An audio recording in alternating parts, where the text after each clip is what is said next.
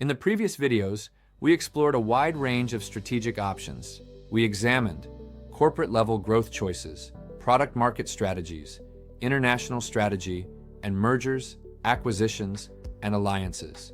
Before we move from exploring options to selecting strategy, we need to address a fundamental question. What kind of organization do we want to be? This is where vision and mission come into play. Vision and mission are often misunderstood. They are not marketing slogans, and they are not motivational posters. From a strategy perspective, vision and mission define the normative boundaries within which strategic options are considered. They do not compete with strategy. They sit above it. Strategy makes choices. Vision and mission define which choices are acceptable in the first place. The vision describes a desired future state of the organization. It answers the question, what do we ultimately want to become? In practice, a vision statement is usually short and focused, typically 10 to 25 words. A good vision is long-term and aspirational, provides direction without prescribing actions, and remains stable across multiple strategy cycles. From a strategy perspective, the vision defines the outer boundary of what strategic options make sense. For example, a vision focused on global sustainability leadership would naturally exclude strategic options that rely on environmentally harmful practices, even if they appear financially attractive. The vision does not tell managers what to do, but it clearly signals what kind of future is acceptable. The mission defines the organization's purpose and scope today. It answers questions such as why the organization exists, whom it serves, and what broad activities it undertakes. Mission statements are usually more concrete than visions, and typically range from 20 to 50 words. While the vision looks forward, the mission anchors strategy in the present.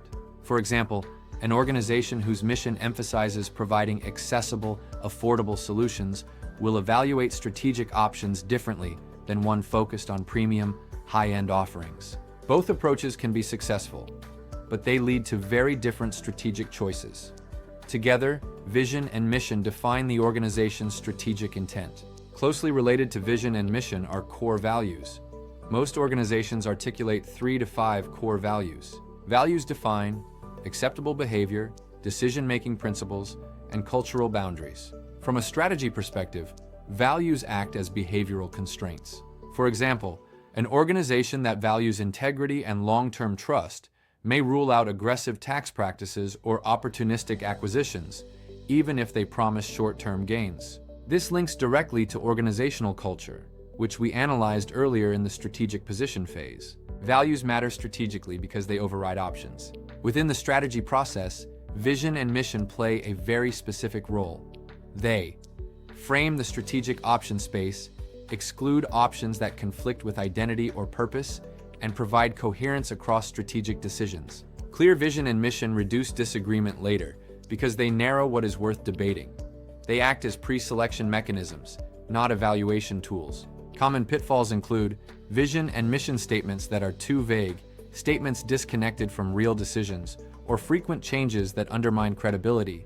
If every strategic option seems compatible with a vision statement, the vision is probably too generic to be useful. In that case, vision and mission become symbolic rather than strategic. Vision and mission act as the final gatekeeper before moving from exploration to selection.